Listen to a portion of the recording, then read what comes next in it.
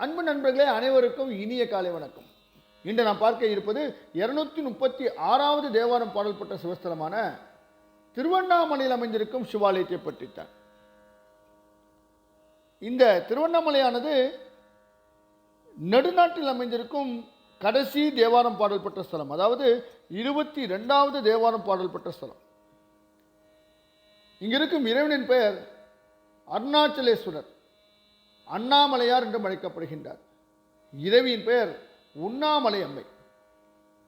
இந்த ஆலயத்திற்கு எவ்வாறு செல்வது என்று சொல்ல தேவை இருக்காது என்று நினைக்கின்றேன். ஏனென்றால் அனைத்து நகரங்களிலிருந்தும், தமிழகத்தில் இருக்கும் அனைத்து நகரங்களிலிருந்தும் இந்த ஆலயத்திற்கு செல்வதற்கு பேருந்து வசதிகள் இருக்கின்றன. இந்த ஆலயத்தின் தலவரலாற்றை பார்ப்போமா? பஞ்சபூத ஸ்தலங்களுள் நெருப்புக்குரிய ஸ்தலம் இது. இங்கு மலையே இறைவனின் சொரூபம். வல்லாள மன்னனுக்கு மகனாக வந்தவதரித்து இறைவன் அருள் செய்த பதி இது. காசியில் இறக்க முக்தி, திருவாரூரில் பிறக்க முக்தி, சிதம்பரத்தை தரிசித்தாலே முக்தி, ஆனால் நினைத்தாலே முக்தி தரும் திருவண்ணாமலை மிகவும் பிரசித்தி பெற்றது. காசியில் இறப்பது எல்லோருக்கும் வாய்க்காது. திருவாரூரில் பிறப்பது நம் செயல் என்று.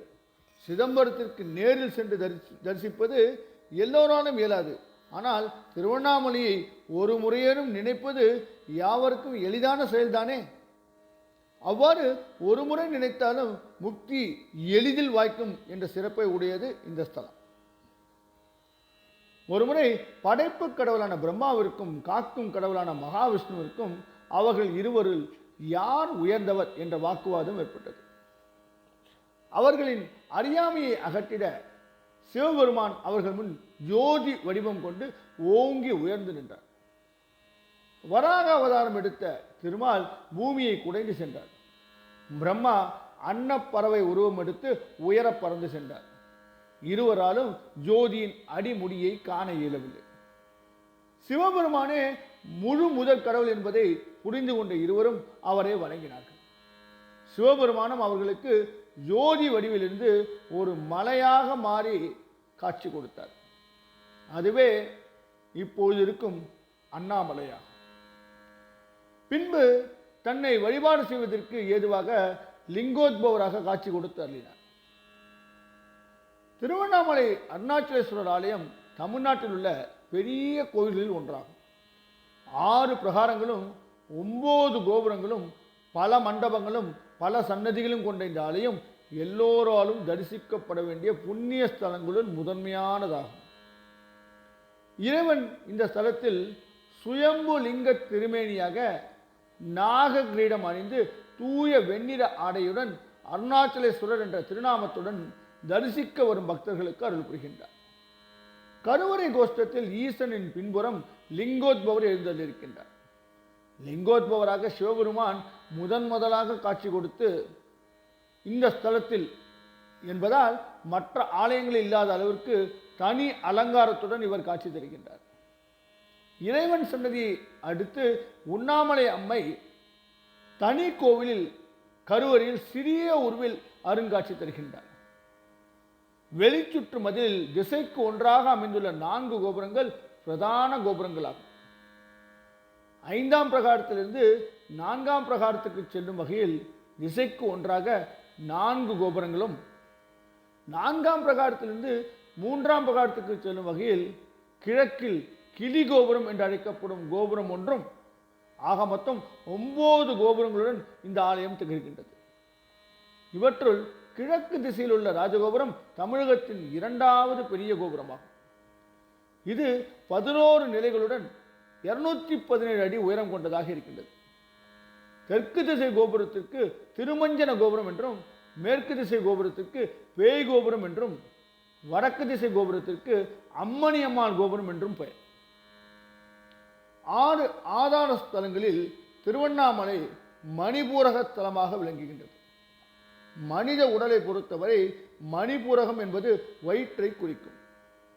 வயிற்றுக்காக தான் இந்த உலகமே இயங்குகின்றது.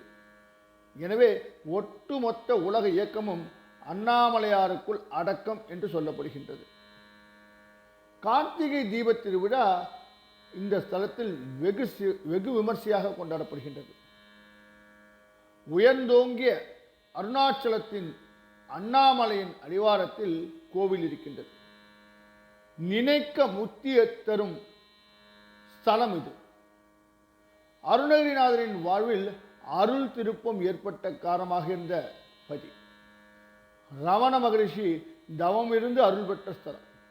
ரமணர் ஆசிரமம் இந்த ஸ்தலத்தில் இருக்கின்றது. கிரிவலம், இந்த ஊரில் இருக்கும் மலைவலம் அல்லது கிரிவலம் மிக மிக மிக சிறப்பானது. ஏராளமான பக்தர்கள் இந்த கிரிவலத்திற்காக அங்கு கூடுகின்றார்கள். கிழக்கு கோபுரத்தில் நடனக்கலையும் பிறவும் ஆகிய சிற்பங்கள் ஏராளமாக இருக்கின்றன. கோவிலுக்குள் நுழைந்தவுடனே சர்வசக்தி விநாயகருக்கு வலப்பால் உள்ள பாதாள லிங்கேஸ்வர் சன்னதி ரமணர் தவம் செய்த இடமாகும். உள்ளே சென்றால் கம்பத்திலையனார் சன்னதியும் ஞானப்பால் மண்டபமும் இருக்கின்றன. வண்ணச்சரபம் தண்டமாணி சுவாமிகள் முருகப்பெருமானுக்கு சாத்திய வேல் ஒன்று இங்கு இருக்கின்றது. சுப்பிரமணிய சன்னதியில் பாம்பன் சுவாமிகளின் குமார ஸ்தல கல்வெட்டுக்கள் இருக்கின்றன. அருகிலேயே அருணகிரிநாதரின் திருவழுக்கூட்டிருக்கை வண்ணத்தில் சலவை கல்லில் பொறிக்கப்பட்டிருக்கின்றது. அம்பாள் சன்னதியில் சம்பந்தர் பதிகம், அம்மானை பாடல்களின் கல்வெட்டுக்கள் போன்றவை இருக்கின்றன.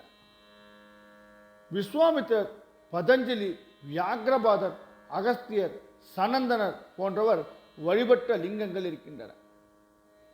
சாதாரணமாக கோயில்களில் அஷ்டபந்தன மருந்து சாத்தி பிரதிஷ்டை செய்வது போலின்றி இந்த கோவிலில் அண்ணாமலையார் சொர்ண பந்தனம், அதாவது சுத்தமான தங்கத்தால் பந்தனம் செய்யப்பட்டிருக்கின்றார்.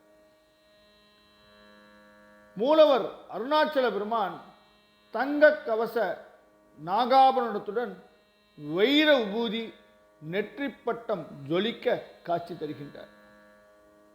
25 ஏக்கர் நிலப்பரப்பில் 7 பிரகாரங்களுடன் அமைந்துள்ள இந்த திருக்கோயில் திருவம்பாவை பாடப்பட்ட சிறப்பினை பெற்ற ஸ்தலமாகும்.